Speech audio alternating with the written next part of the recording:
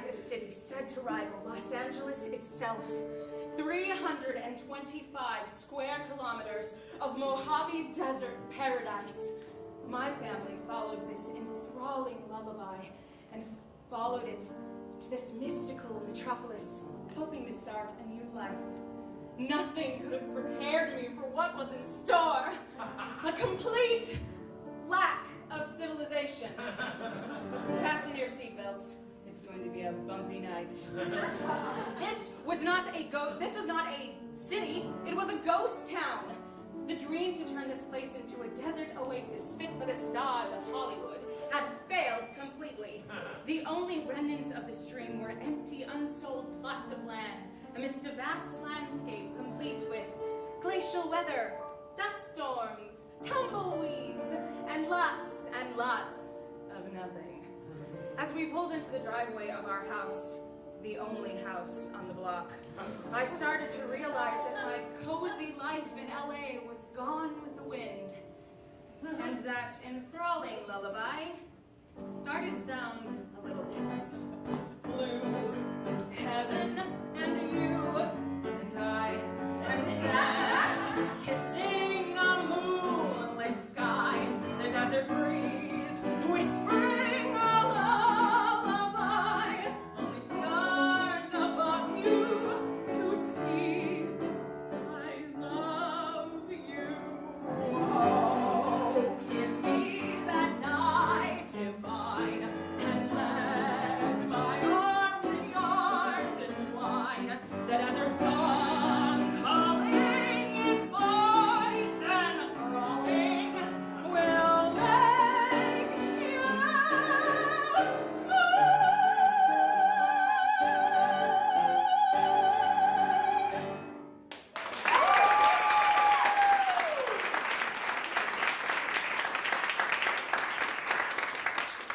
Believe me, this wasteland was not my family's first choice.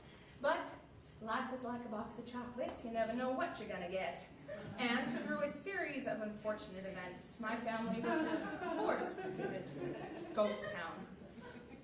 We settled in as best we could, which proved to be a challenge because besides there being no houses, no stores, and no people, there were also no radio, no TV, and no internet. Without any communication to the outside world, I felt trapped in a glass case of emotion.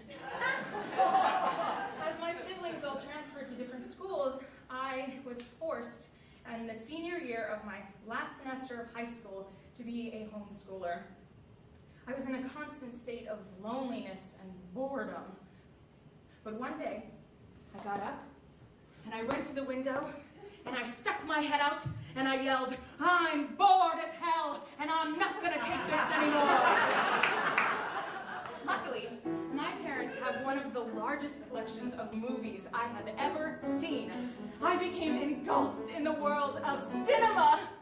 Cowboys, heroes, cops and robbers, glamour and strife, bigger than life, sitting in the darkness. What a world to see. Welcome to a lovely MOVIE. Let's go to the movies. Let's go see the stars. Fred and Ginger spinning madly, songs and romance. Life is a dance, only happy endings. That's my recipe. Let's go to a movie, darling, you and me.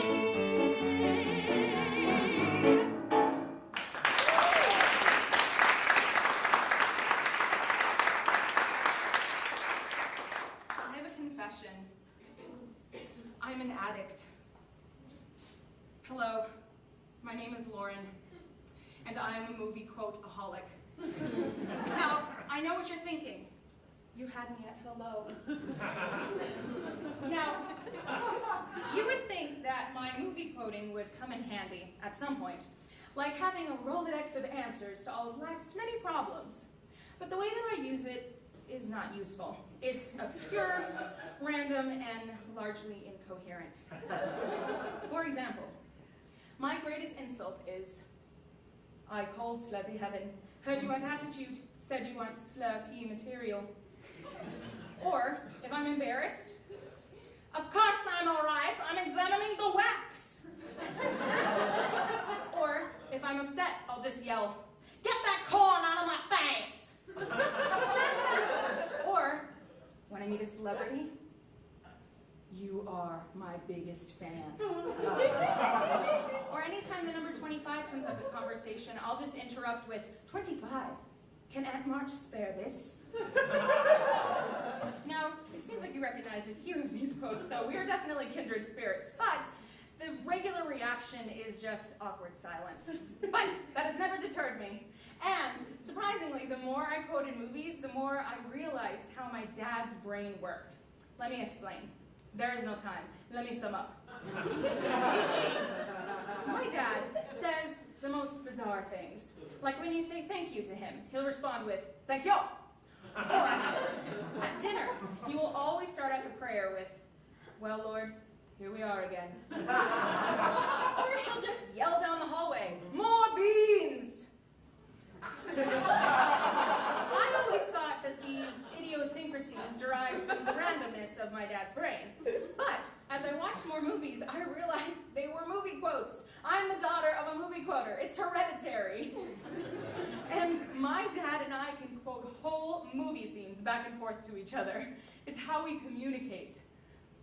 And it may seem like gibberish to most, but underneath the seemingly silly conversations, I always knew what my dad was really saying. I'll be loving you always, with a love that's true, always. When the things you've planned need a helping hand, I will understand.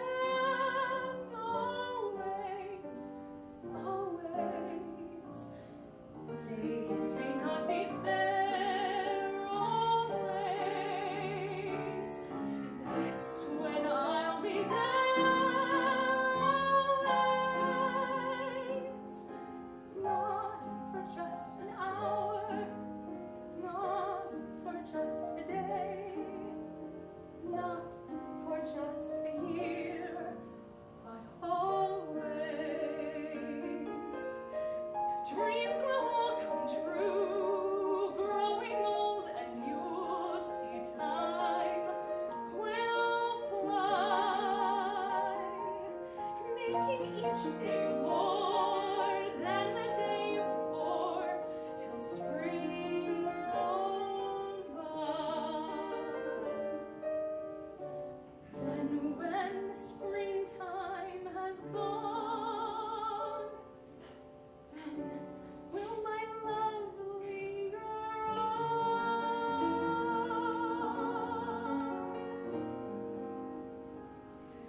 I'll be loving you always, with the love that's true, always. Not for just an hour, not for just a day, not for just a year, but always.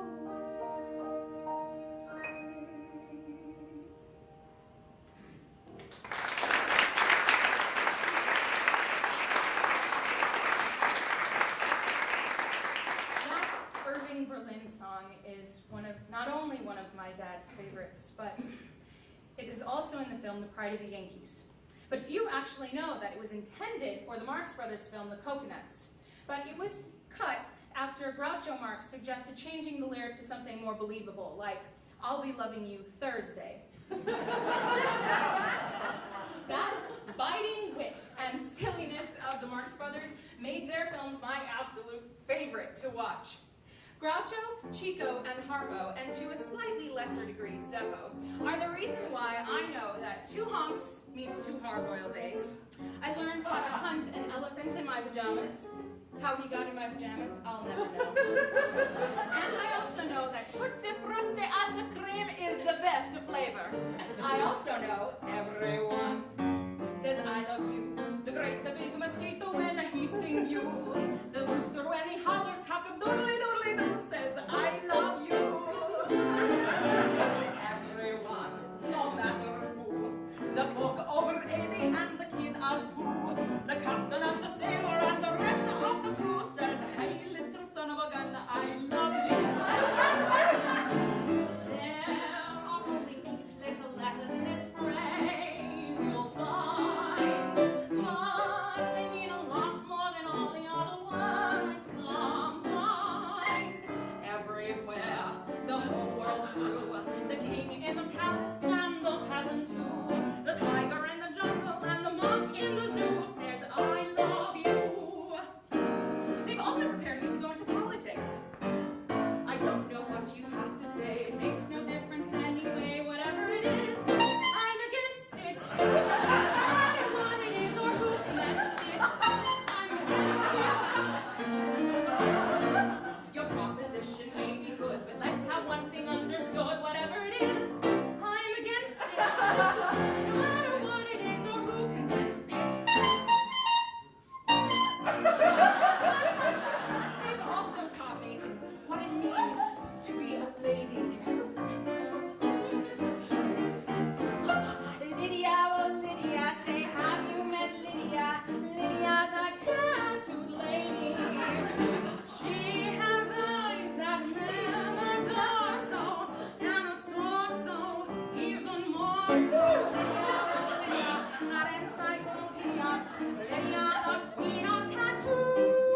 On her back is the Battle of Waterloo. Beside it, the wreck of the Hesperus too.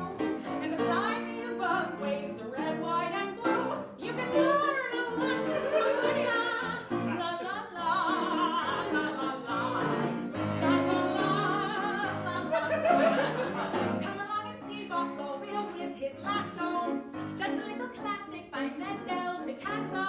Here's Captain Spaulding exploring the ozone. Here's Godiva, but with her pajamas on. La la la, la la la, la la la, la la.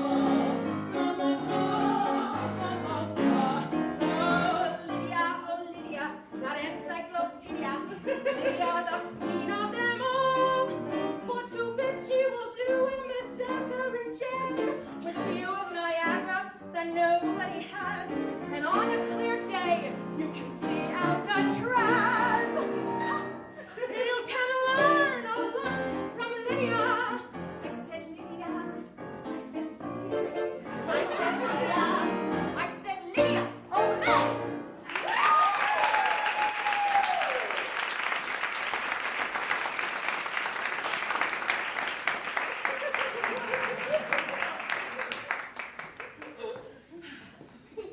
As I counted down the days till I could leave the desert, I started to cultivate a new way of thinking.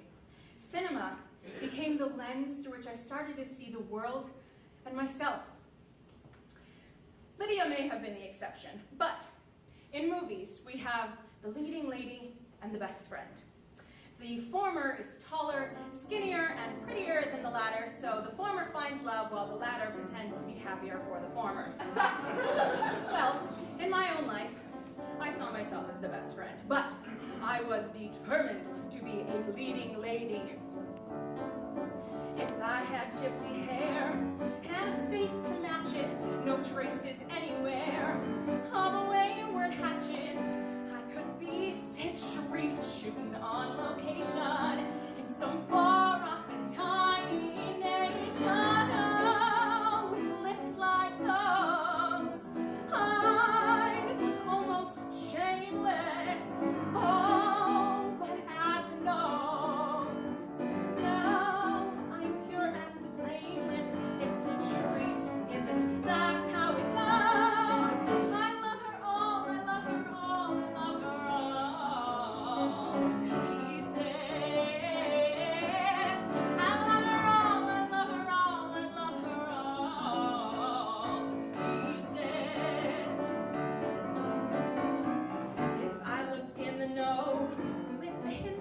mystery, like a Brigitte Bardot, with a dark history. If I threw you a glance and I let it linger, I could wrap you around my finger. Oh, one of Bardot's. Why should she be stingy? Oh, throw in her toes. Mine are just too dingy. I'd even give her my desert flows. I love her all, I love her all, I love her all to pieces. I love her all, I love her all, I love her all to pieces. I could be a leading lady, present tense and background shady. Give me just a minute though to ransack my portfolio, borrow Elkie Summers' hair with Judy Garland's pretty chin, but Grace Kelly's little nose with Rita Hayworth's skin, but Ava Gardner for the eyebrows, Bergman cheekbones under gypsy eyes.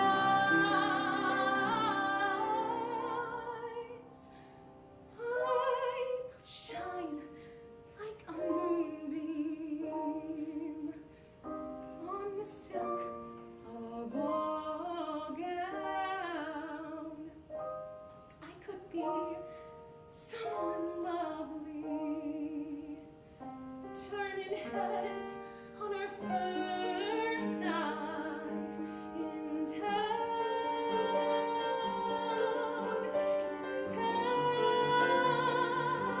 All I need is someone to wonder, who is she? To ask how to meet me,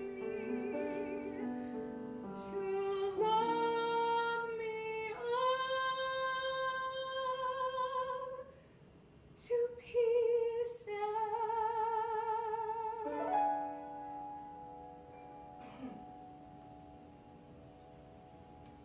I yearned to be loved. I wanted the romance that all the movies had promised. But there was a catch. I had to look like these women. Then I would finally deserve to be loved. So I calculated all the pieces of myself that I could change, so I could be loved for those things, rather than despite them. But first, I had to leave the desert. And I did. I moved away to college, and I immersed myself in my transformation. I imagined a movie montage of me going to the gym, putting on makeup, reinventing my style, all the while an up-tempo, inspiring song plays in the background. And at the end of it, I would emerge a new woman, ready to be loved. But cold, hard reality came crashing down on me when I learned all too well that life is not like it is in the movies. Wipe off all that stupid lipstick. Return the earrings to their case. Makeup won't make any difference. It's still the same old face. Isn't it funny? Isn't it funny? Isn't it funny? You believe it could be real. Pretty funny. Isn't it funny? Isn't it funny? Aren't you funny? Pathetically naive and desperate to believe you can always find some good. Well, you misunderstood. Or you've been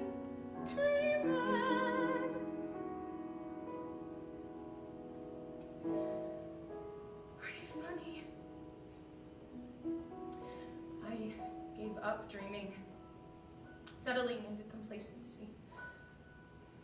For years, my heart was mute, empty. I lost all sense of myself. I wanted it back, but I had no idea where to start. Surprisingly, one year, as I was visiting my parents in the desert, one day I decided to wake up early one day and go for a walk. It was still pretty early when I started, and soon I saw the sun creep up over the horizon. And in the distance ahead of me, I could see where the shadow was slowly disappearing into sunlight. I've wanted the shadows. I don't anymore. No matter what happens, I can't anymore. I've run from the sunlight, afraid it's not too much. The moon had the one night I bathed in, I walked in, I held in my feelings and closed every door. No matter what happens, I can't anymore.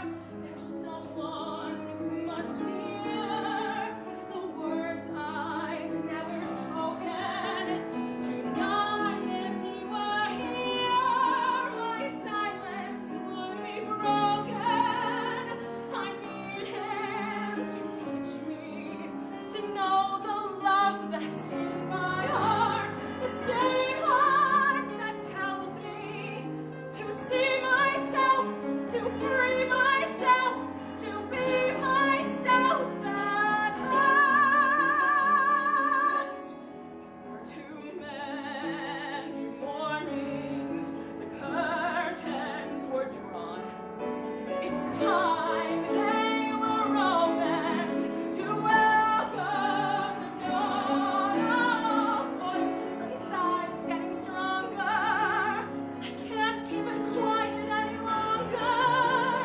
No matter what happens, it can't be the same anymore.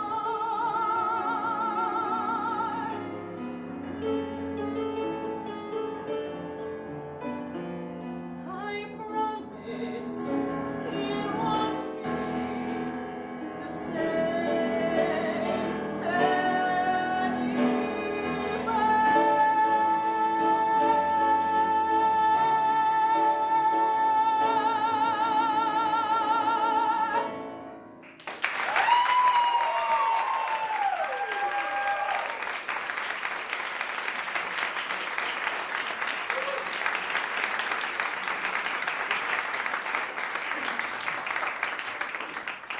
For better or for worse, my cinematic experience shaped much of what I am and helped me to appreciate the splendor of a moment.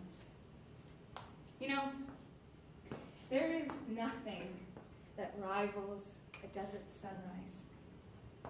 As the rays of the sun glisten up over the horizon, it seems as though there is nothing between you and the sun. It's magically tangible, radiating warmth, bringing light to the darkness. It brings with it the promise that tomorrow is another day.